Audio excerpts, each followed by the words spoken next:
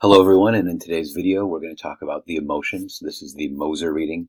This is our last reading on a small set of readings that deals with empirical research, how people are actually persuaded, and then shows us various frameworks that arise from that research. And so today we're not going to talk about everything, we're just going to talk about the basics. One of the first things we can talk about is how today's reading on emotion, the research on emotion, challenges in some way the basic everyday assumptions we have of the emotions in society, how emotion works in our life, but also of pathos, how people are persuaded through emotion. Earlier in the course, I even gave you this definition. You might recognize it, B, right here. Pathos appeals to emotions and feelings, biases and prejudices, senses and motivations. And that's good. Those are a nice place to begin. But hopefully in today's reading you pressed far beyond that and started to see various ideas of threat and risk and shame and guilt and negative models versus positive models of action. And all of these things that aren't really in any way included inside of our description, our definition that we see in B here. You know, a lot of this idea in society of how emotion works is really based on Aristotle from 2,500 years ago, discussing emotion as pity and fear, or sort of general stereotypes like young men are more easily angered than older men is one that Aristotle found to be true. And a lot of this still circulates and, you know, can be true in certain instances, but remains unchallenged. And we want to challenge that today. Perhaps the most simplistic view of all of this is that we're supposed to simply show a highly volatile photo or an imagistic use of language or something like this, and that this is going to persuade because it is emotional, or that we have to have some of that with our logic or something like this. The easiest way to see of how we think of emotion persuading in our society is simply to go to Google Images and type in pathos and see what you get. And you get a whole lot of images that are highly volatile, right? I'll move some around. We've got somebody crying, we've got somebody fighting, we've got a dog locked in a cage looking sad, clearly meant to trigger our emotions. We've got a lot of blood here, I guess that is. So you can see things get icky pretty quick, I guess we could say, when we talk about emotions. But that isn't necessarily true.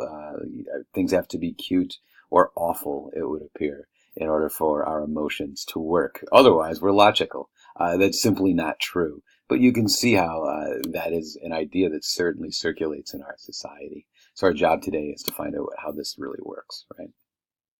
So a few things that Moser teaches us quickly, just in her history of the emotions, and it really is not just the history, but the current science of emotions, even outside of persuasion. Basically, emotions and logic don't work separately from each other. Rather, they work together. We need emotion to make a decision, especially long-term decisions. If we feel we're unaffected by something, well, logic doesn't help much. We'll remain sort of locked in logic forever. We need to feel an emotion to feel if it is a present danger or at least a future danger in order to change our behavior, to change our attitude, etc., etc. So emotion is required. We can't escape it, and rather it's an important part of the decision-making process, which makes it important for us to learn about if we are to persuade someone to take action. Right. The other things that the article brings up, it's important to our health. This is more along the lines of therapy. Or seeing a counselor or something like that. But emotions are an important part of health. If you don't have them, you can't be mentally healthy. Of course, too much emotion can be mentally unhealthy as well. And we'll get short lists that work for cultural or community emotions, but could just as easily be personal. Emotions are also required for persistence, which also brings us into the land of persuasion. Once you persuade someone, you want them to change their behavior. Well, they have to do that persistently, so you better engage their emotions persistently, as well as provide them resources to do so. So, what do the emotions do? They can help us reduce danger, that is, feel less endangered. So this fact alone places us directly in the arena of persuasion. The issue becomes, how can we frame a public topic so that people feel an initial sense of threat or danger, as we know from past readings, enough to take action anyway? Yet, how can we make them not feel overwhelmed at some point? And how can we deliver the message so that changing their opinion and taking action equate to them later feeling less endangered, right? So we've got to make them feel an initial sense of danger, yet not too much. And if they can just do a few simple things, they'll feel less danger. We want the emotions to do all of that work for us. We need to embed that in our message very, very carefully. We will be looking at examples later of how to do this, and they're familiar examples that I'm sure you've seen before. Um, all right, yeah, if our message has too much danger, they can be overpowered, as we've learned in the past.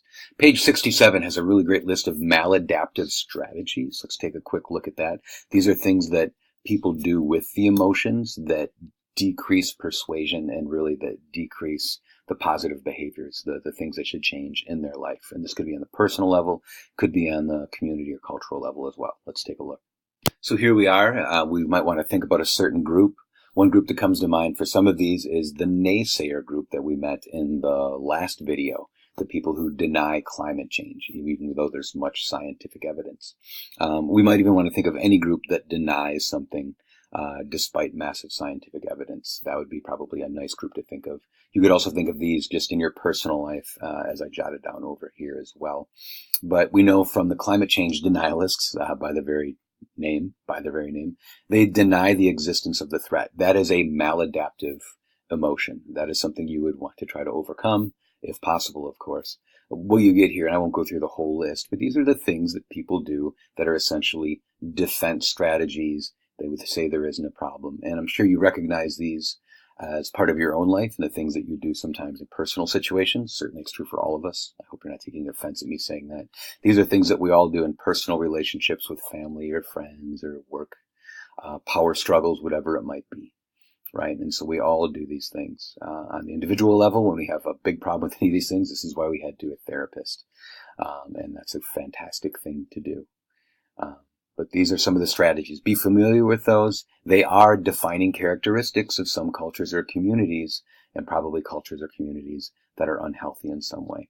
If your job in the future was to work with a community, and you are a culture, and you defined a group of people, you saw a group of people, and you defined that they had some of these things, that would be an area to work in. You would need to change those beliefs and attitudes that are leading to this essentially emotional lockup, right?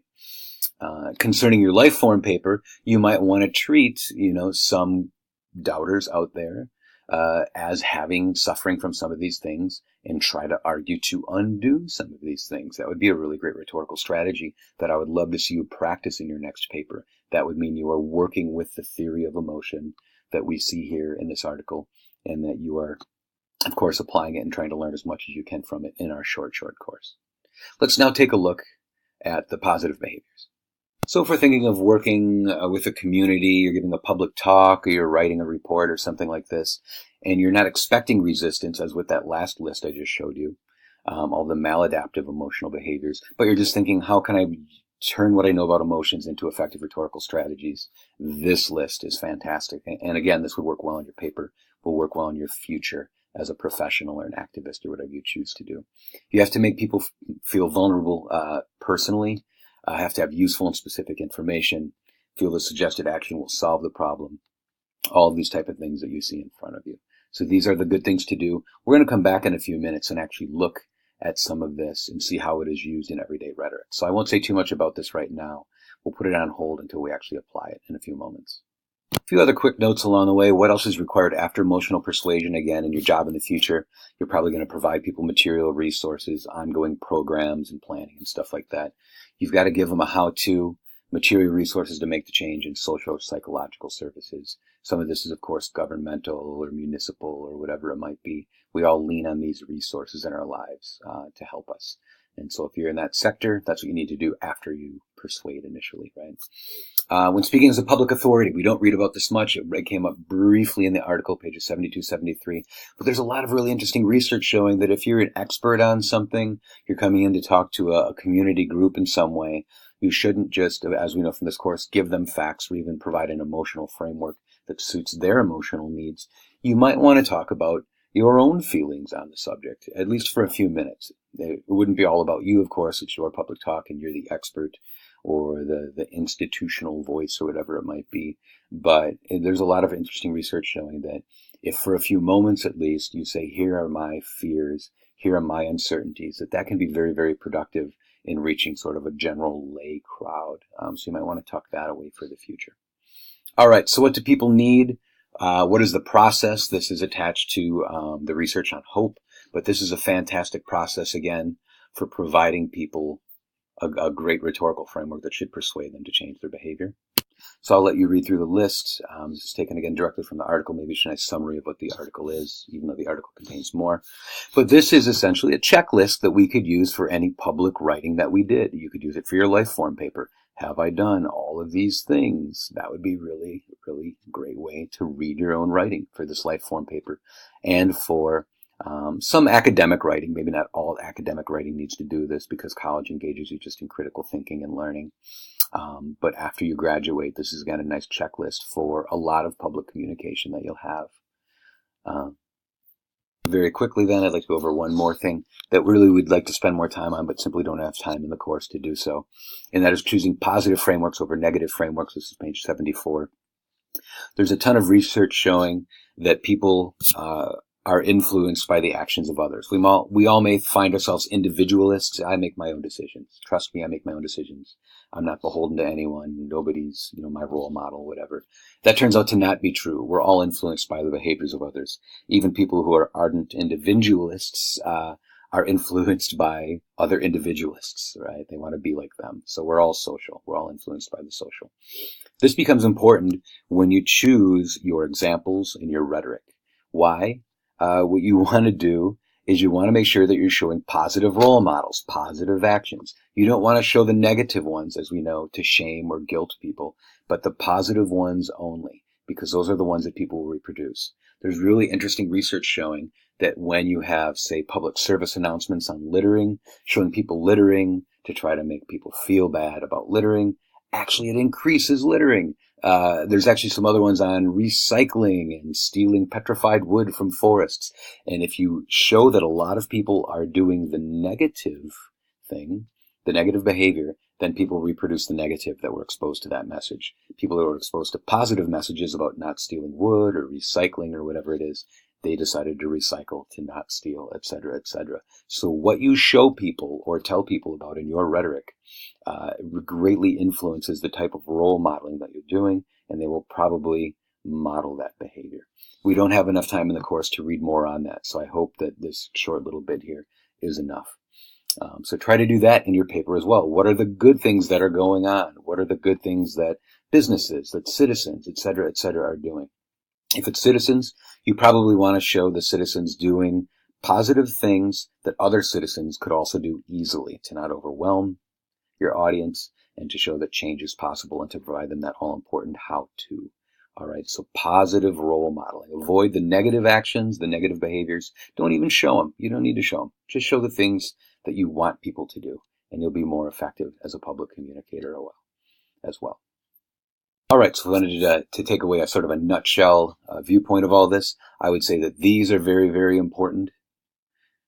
Page 70, in addition to the list on page 70, model positive actions, as I have here. And the other one that I might jot down, even though I didn't put it below, is this one right here. That's still a lot of information and a lot of strategies to take away. Now let's do this. Let's apply these very, very briefly in the time we have left. All right, we're going to compare and contrast some rhetorical strategies. What we're going to do is look at these specific bullet points. Here's a big one I want to point out in the two that we'll look at. Feeling personally vulnerable to the risk. This is a web page about children taking drugs. It's to help parents talk to their kids. Notice right away in the beginning of the second paragraph, they're telling me, wait, if you wait as a parent until 13 or 14, it's too late. That's making me feel vulnerable and at risk. So they're following through on that first bullet point right away. They have very, very specific information for me. It's simply a list. I can go through this list.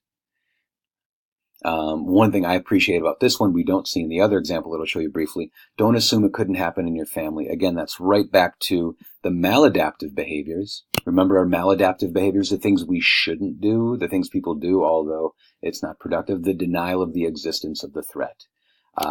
Clearly they are trying to help their reader overcome that hurdle right here. So very, very good rhetoric. They're using many of the things that we learned in the article. If we take a look at a second example, I'm going to suggest this example simply doesn't have enough writing to use all of these frameworks, to do all the things that will help engage the emotions of the reader. I don't see any of these negative beliefs and maladaptive behaviors engaged in the writing and pushed away through the writing. That's one problem and makes it not as good as the first example we looked at. I also don't see the aspect of vulnerability coming across, which is really important. The threat or the risk of the vulnerability simply does not appear quite as much in this writing. Despite tough topics being mentioned, they are not a